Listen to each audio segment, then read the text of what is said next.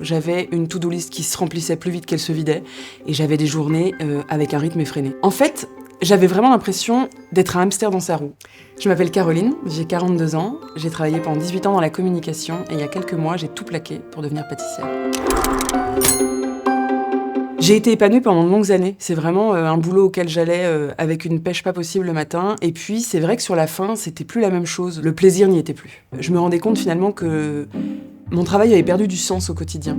Je passais mon temps en réunion. Je passais de moins en moins de temps à faire ce que j'aimais faire, à savoir mon métier de communicante. C'est mes équipes qui le faisaient et moi je les encadrais. On n'est plus dans l'exercice concret du métier qu'on a appris et du métier qu'on a choisi. Et ça, c'était une souffrance pour moi.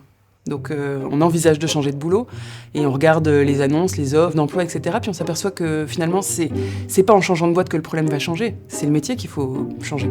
En fait, ça a été un peu une réflexion profonde et lente.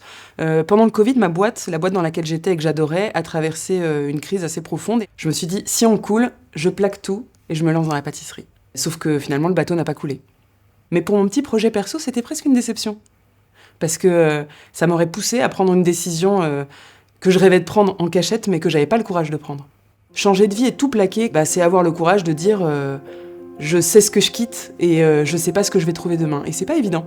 C'est quitter un statut, c'est quitter un salaire, c'est quitter évidemment des collègues qu'on aime, un environnement dans lequel on a bossé et qui est très sécurisant. Quand ma boîte est sortie de ses difficultés, j'ai décidé que j'allais quand même le faire. Et ça a été une vraie bouffée d'air frais, de se dire ça y est, je me lance, ça y est, j'ose. Une forme de libération. J'ai choisi de me reconvertir dans la pâtisserie d'abord parce que c'est une passion depuis plus de 40 ans. Et j'ai choisi de me former avec l'Atelier des Chefs qui propose une formation en ligne, une formation qui prépare au CAP pâtissier. Ça me permet de me former à mon rythme. En fait, je peux communiquer avec un expert, avec la communauté.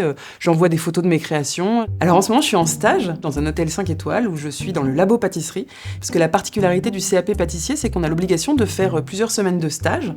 Redevenir stagiaire à 42 ans, c'est assez rafraîchissant, je dois dire, parce que ça fait longtemps que j'ai pas appris des choses. Je suis avec une équipe de gens qui ont en moyenne 15 ans de moins que moi et qui sont tous sachants, contrairement à moi.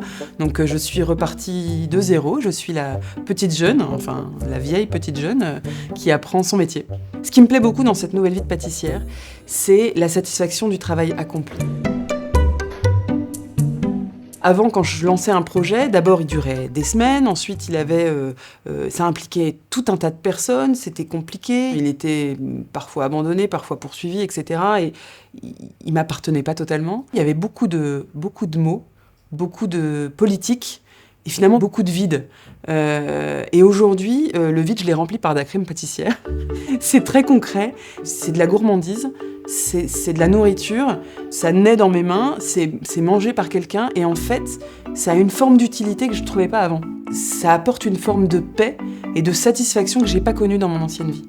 La suite pour moi maintenant, c'est d'abord de continuer à me former pour in fine obtenir mon CAP. Et une fois que mon CAP en poche, l'idée c'est de monter ma première pâtisserie à Paris. Je crois que si j'avais en face de moi quelqu'un qui hésite à se reconvertir, je lui dirais d'oser. Parce que déjà s'il y pense, c'est que l'envie est là. Et s'il y a un échec, on peut toujours revenir en arrière.